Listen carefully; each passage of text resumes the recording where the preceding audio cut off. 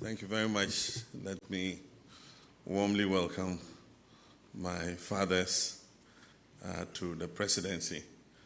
I am most grateful for this visit.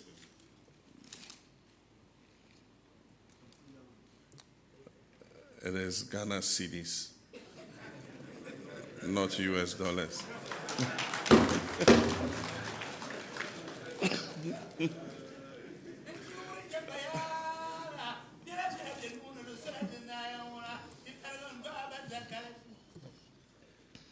Thank you very much.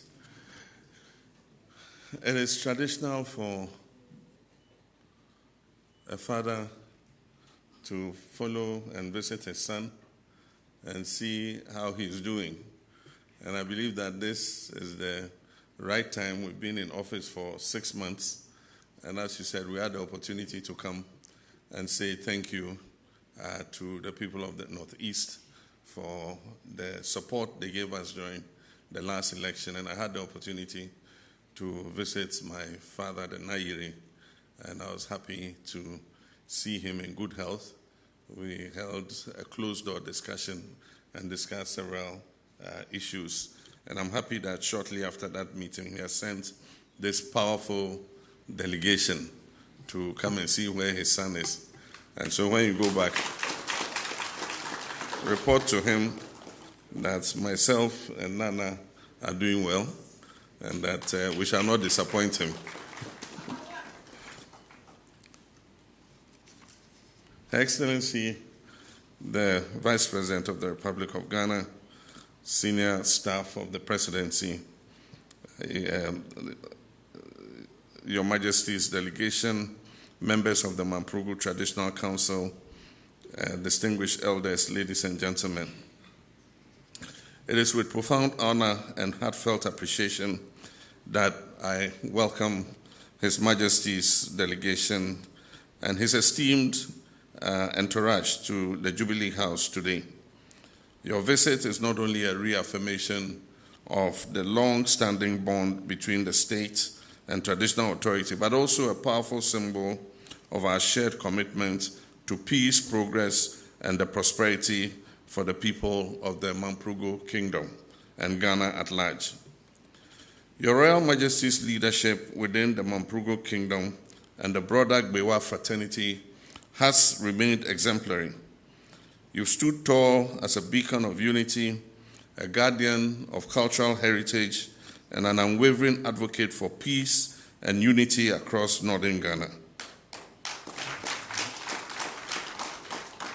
Your continued engagement with the government through calls for enhanced security, improved social services, and establishing higher learning institutions demonstrates your firm belief in participatory development and inclusive governance. Let me use this occasion to highlight some areas in which your wise counsel and vision align strongly with government's ongoing priorities. And the first is preserving culture and advancing education. Your Royal Majesty, I acknowledge your tireless advocacy for preserving our cultural identity. You've always reminded us time and again that our history, our values and traditions are not relics of the past, but are vital instruments for shaping our collective future. And so through your leadership, the importance of promoting indigenous languages and indigenous knowledge systems has gained renewed attention. I therefore commend your efforts to ensure that culture and education are pursued to empower our young people with an identity and an opportunity. In this regard, I'm pleased to reaffirm that my government is actively working on the modalities for the establishment of a public university in the northeast region of our country. This is part of our broader effort to ensure equitable access to tertiary education for all our people in all parts of the country, and so that nobody will be left out.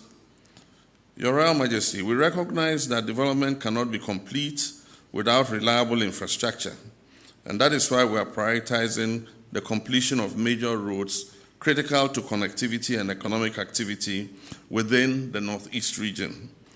And these include the Nalergu Gambaga Waliwali Road, the Wulgu Pasimpe Road, the Nasia Pargu Road, the Nalergu Mamprugu Nakpanduri Road, the Nalergu Bintiri Road, the Tamale Savlugu Waliwali Road, and also the Nakpanduri to Kulungungu Road, which is the northern segment of the eastern corridor. We also will continue and hope to shortly complete the long-delayed Misho Bridge to open up the inaccessible areas, Yagaba and Fumbisi areas. These projects are all high on government's agenda and have been packaged under our Big Push infrastructural program. Equally, we are providing small town water systems to Nalergu, Gambaga, and Waliwali to tackle the persistent water challenges. The government is also pursuing the expansion of irrigation infrastructure to promote all year-round agriculture and enhance food security. In terms of healthcare, we are committed to strengthening services by constructing new district hospitals and CHIPS compounds in Yagaba, Mamprugu, Yunyo, and Chereponi. These efforts form part of our broader strategy to bring quality healthcare closer to our citizens, no matter where they live. Based on our manifesto promise, we shall also build a modern regional hospital in the Northeast region. That will spare our people the trouble of having to travel all the way to Tamale to get specialized treatment.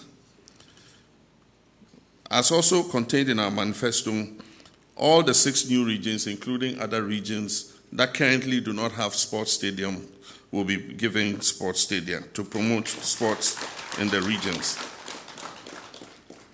We want Yagaba Fumbisi area to become the hub of rice production in Ghana. And so a modern rice mill is to be built at Jadema.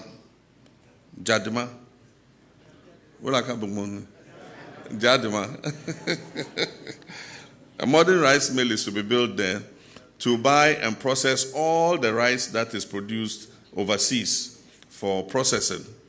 And the rice will be bought by the National Buffer Stock Company and supplied to our schools and hospitals.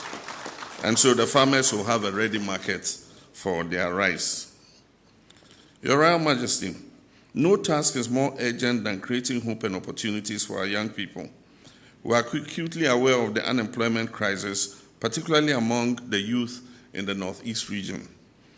To address this, government has rolled out many critical programs, such as the National Apprenticeship Program, the Jumara Initiative, and these are all aimed at equipping our young men and women with vocational and entrepreneurial skills. We're eager to partner closely with your palace and traditional councils to ensure that these programs are tailored to local realities and benefit the youth of Mamprugu directly. Your Royal Majesty, I cannot speak of peace and development in the north without touching on the situation in Bokhu. The protracted conflict in Bokhu continues to pose a grave challenge to our national peace and regional harmony. Bokhu, which has always been a booming and prosperous commercial center, is now a pale shadow of itself. Nobody is happy about this situation. Youth move around on motorcycles with sophisticated assault rifles and fire indiscriminately. The conflict has affected everyone: Mamprusis, Kusasis, Bises, Moshis, Hausas, and all other ethnic groups living in the area. Many professionals have fled the area, and public service workers are refusing to be posted to Bokhu. Let me commend your Royal Majesty for the dignified and statesmanlike manner in which you have responded to these tensions. Your calm and reasonable voice has been a source of guidance to many, and I sincerely appreciate your commitment to peace. I was with His Royal Majesty Nana Osei Tutu II 2 days ago, and he briefed me on the cooperation you have given him in finding a final traditional solution to the conflict. I commend you for the concessions you are willing to make in order to see lasting peace in Bokhu. I take this opportunity to humbly urge all stakeholders to speed up the mediation process so that peace can return to Bokhu in order that residents can return to their normal lives as soon as possible. The government remains resolute in restoring lasting peace and stability in Bokhu. This includes enhancing the security presence, support for conflict resolution mechanisms, and deeper dialogue with all traditional, religious, and civic stakeholders.